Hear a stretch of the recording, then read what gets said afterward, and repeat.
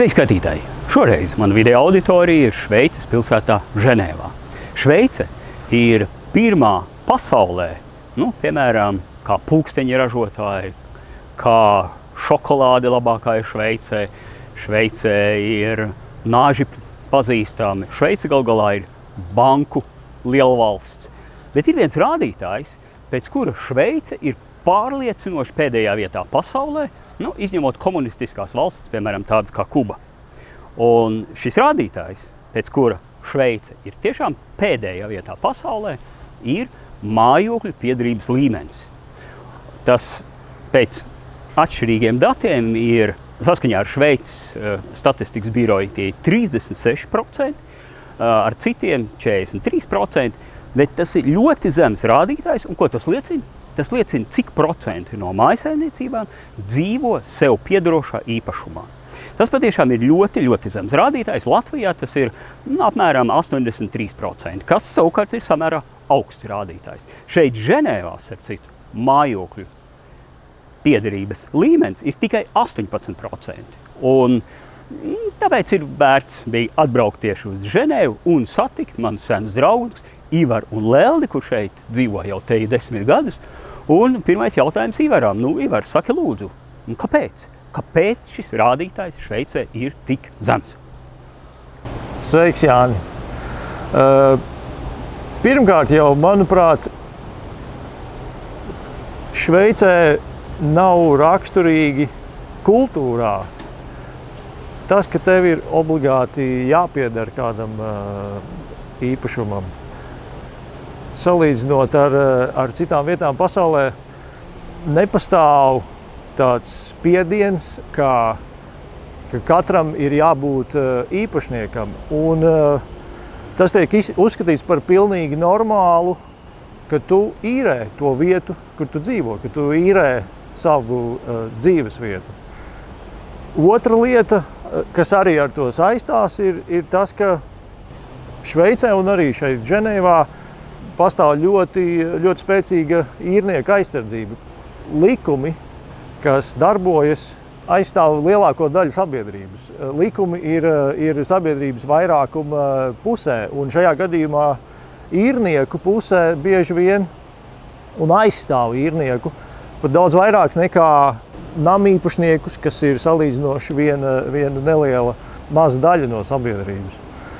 Cilvēks, kas īrē savu dzīvesvietu, var justies droši arī par savu nākotni, jo likums konkrēti šeit Ženēvā, piemēram, neļauj namīpašniekiem pacelt cenu īres īpašumam bez konkrēta iemesla.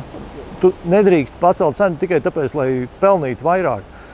Un ja visa ēka, piemēram, nav kaut kā būtiski atjaunot vai viņā nav ieguldīti ļoti būtiski līdzekļi, tad īpašniekam īstenībā nav nekādu tiesību pacelt īres cenu.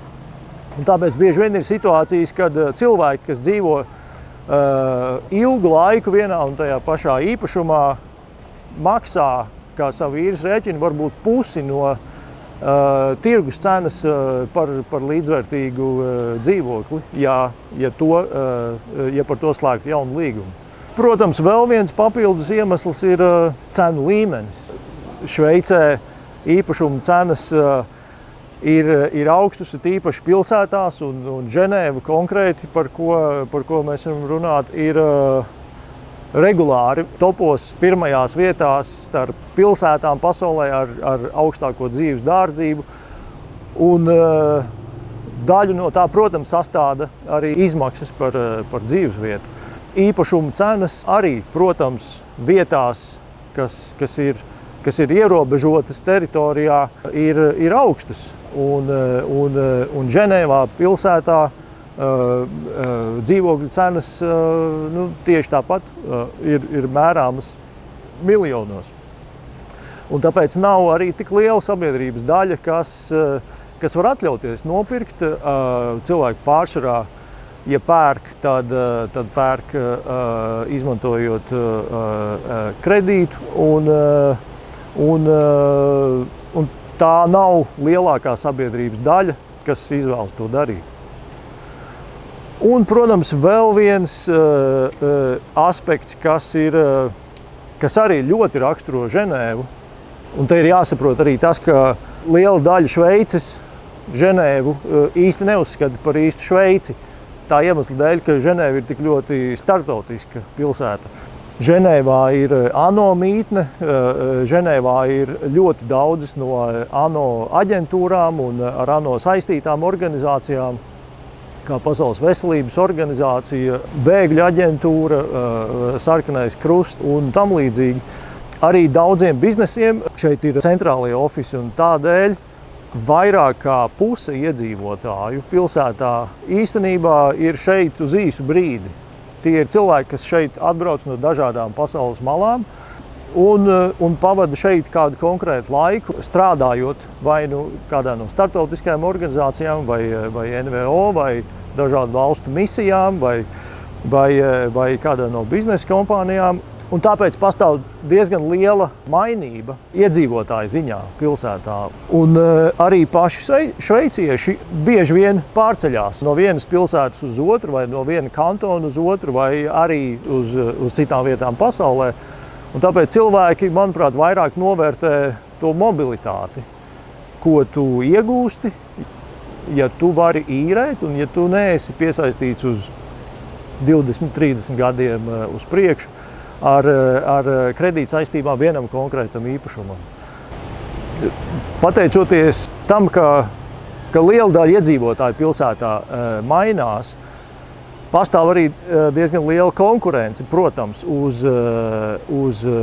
dzīves vietām, lai tās īrētu. Un nav tā, ka tās ir tik viegli atrast. Un kaut arī cilvēki izvēlās īri, kā variantu atrast dzīvokli, ko īrēt, ir ļoti sarežģīti un pastāv diezgan liela konkurence uz jebkuru pieejamo dzīvokli. Bet konkrēti kā mums, kāds bija tas mūsu ceļš un kā mums tas izdevās, par to varētu pastāstīt Lelde. Sveiki visiem!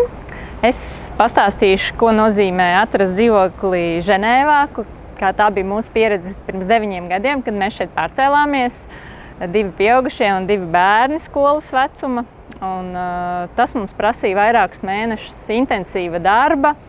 Tiešām katru dienu staigājot uz vairākiem dzīvokļiem, tos apskatot, safotografējot. Un tad seko pats lielākais darbs, kas nozīmē, lai tu pieteiktos uz kādu no pieejamiem dzīvokļiem, ir jāsagatavo vesela mapīte, kas saucās dosjē, ar visiem nepieciešamajiem dokumentiem. Kā pirmais tas ir algu izraksti, protams, un apliecinājumi, ka tu neesi sodīts, un, protams, visi personu apliecinošie dokumenti. Un motivācijas vēstule, kā mēs smejamies, bez mazai skaistuma konkurss notiek. Tad šī mapīte ir jāiesniedz apsaimniekotājiem, un apsaimniekotājs izšķirstot un iepazīstoties ar visiem iesniegtajiem dosjē, kas bieži vien ir vairāki simti. Viņš viņuprāt labākos, piemērotākos šim dzīvoklim 3 līdz 5 iesniedz mājas īpašniekam, kas mūsu gadījumā ir pensiju fonds. Un tad šis pensiju fonds izlemj, kurai ģimenei, kuram pārim vai kuriem cilvēkiem piešķirt šo dzīvokli.